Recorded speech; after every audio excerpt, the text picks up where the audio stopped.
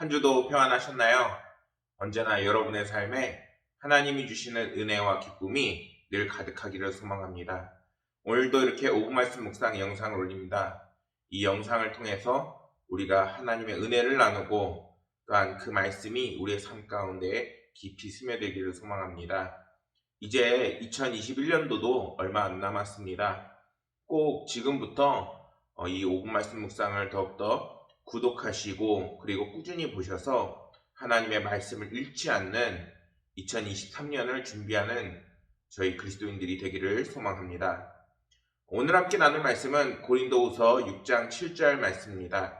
함께 본문 말씀을 읽겠습니다. 진리의 말씀과 하나님의 능력으로 의의 무기를 좌우에 가지고. 아멘. 오늘 말씀을 준비하면서 하나님의 손이 나를 이라는 글을 보게 되었습니다. 호주의 한 병원에서 여아 쌍둥이가 12주나 빨리 태어나는 일이 벌어지게 됩니다. 각각 인큐베이터에 이 아이들을 넣었는데 갑자기 동생의 상태가 나빠졌다는 것입니다. 간호사가 너무나도 놀라서 얼른 언니의 인큐베이터에 이 아이를 넣어주게 됩니다. 그러자 언니가 동생의 어깨에 살포시 손을 올려놓는 것입니다. 그러자 놀라운 일이 펼쳐집니다. 위태롭던 동생이 차츰 안정을 찾아가고 아주 건강하게 자라났다는 것입니다. 바로 연약한 아기의 손을 통해서 동생을 살렸다는 것이죠.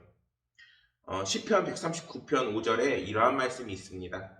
주님께서 나의 앞뒤를 두루 감싸주시고 내게 주님의 손을 얹어 주셨습니다. 이렇게 성경은 말씀하고 있습니다. 시인은 세상에서 참 많은 일을 겪었고 하늘에 오를 듯 좋은 일도 있고 또한 나락에 떨어질 듯 힘든 일도 있을 것입니다. 그러나 그러한 파란만장한 시인의 인생에서 한 가지 변함없는 사실이 있는데 그것은 하나님의 손이 그를 붙잡아 주신다는 것입니다. 내가 사는 날 동안에 언제 어디서나 하나님의 손이 나를 함께 하시고 지켜주신다는 것입니다. 이러한 글처럼 하나님께서는 언제나 우리와 함께 하시고 새 힘을 더해 주시고 능력을 더해 주십니다. 오늘 말씀에서도 하나님께서 우리가 세상에 나아가서 싸워서 이길 수 있는 그 무기를 주셨다라고 말씀하고 있습니다. 오늘 말씀에서는 사도 바울이 복음을 전하기 위해 어떻게 했는지를 말씀하는 부분입니다. 고린도후서 6장 6절부터 시작하는 그 말씀은 이제 계속해서 이제 복음을 어떻게 증거하고 또한 그걸 위해서 어떻게 노력했는지를 말씀하고 있습니다. 그런데 특히 오늘 말씀에서는 다른 말씀과 다르게 그리스도인들이 세상을 이기는 그 무기와 자세를 말씀하고 있는 것입니다. 말씀은 이제는 우리가 진리의 말씀과 의의 무기를 좌우에 가지고 라고 말씀하고 있습니다.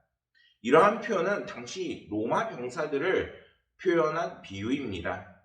당시 로마 병사들은 적들의 그 불화살을 막기 위해서 두 겹이나 되는 큰 나무를 이제는 붙여서 방패를 만들고 그 겉에는 짐승의 가죽을 쌓아서 방패를 만들었습니다. 한 손에는 방패를 들고 한 손에는 무기를 들고 적군과 나아가서 싸우는 것을 지금 오늘 말씀에서는 비유하고 있는 것입니다. 그렇다면 성도들은 무엇과 싸워야 하기에 이렇게 철저하게 싸울 준비를 하고 언제든지 싸울 수 있어야 하는 것일까요? 에베소서 6장 12절 말씀을 보면은 우리의 씨름은 혈과 육을 상대하는 것이 아니요 통치자들과 권세들과 이 어둠의 세상 주관자들과 하늘에 있는 악의 영들을 상대함이라 이렇게 성경은 말씀하고 있습니다. 성경은 우리가 흑암의 세력들과 투쟁하는 시대를 살아가고 있다라고 말씀하고 있는 것이죠.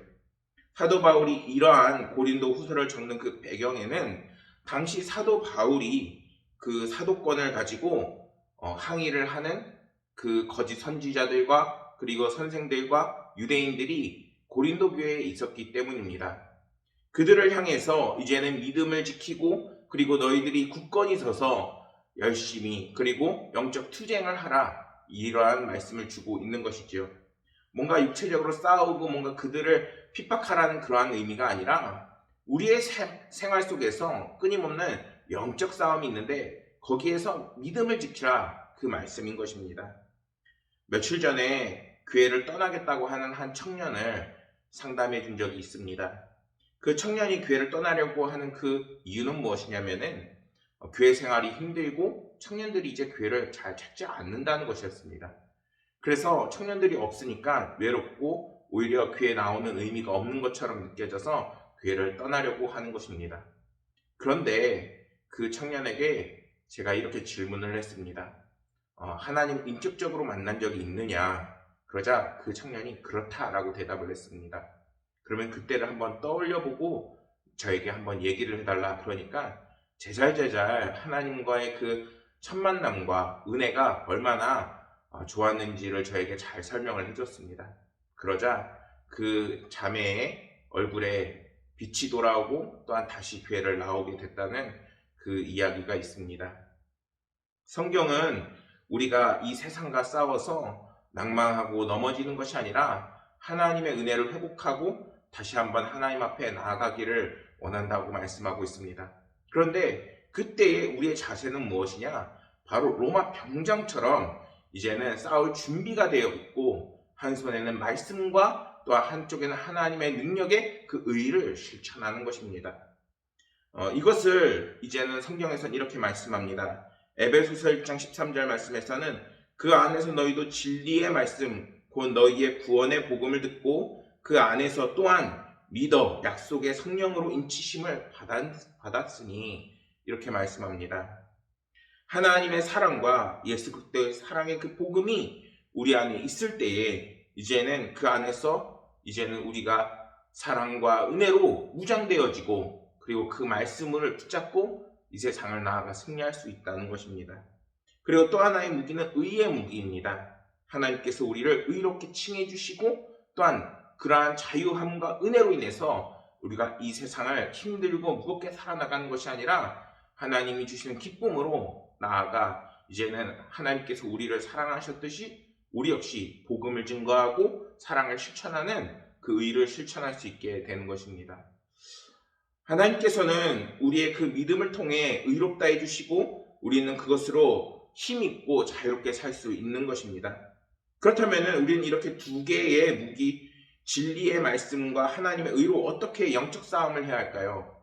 성경의 그 말씀처럼 이제는 하나님의 영광을 드러내는 삶을 살아야 하는 것입니다. 그것은 어떻게 하면은 착한 일이 될 수도 있고 어떻게 하면은 복음을 증거하는 일이 될 수도 있습니다. 그런데 중요한 것은 이제는 내 삶을 통해서 하나님의 영광이 드러나는 삶이라는 것입니다. 우리가 오늘날의 모든 세상의 모든 일처럼 절망하고 낙담하고 그러한 삶을 사는 것이 아니라 하나님의 은혜가 나와 함께하기에 이 세상을 승리할 수 있다는 그 믿음을 가지는 것입니다. 이제는 믿음을 굳건히 하시고 하나님이 주신 그 무기 두 가지를 붙잡으시면서 이제는 세상과 싸워 승리하시는 저와 여러분들이 되기를 간절히 소망하겠습니다. 감사합니다.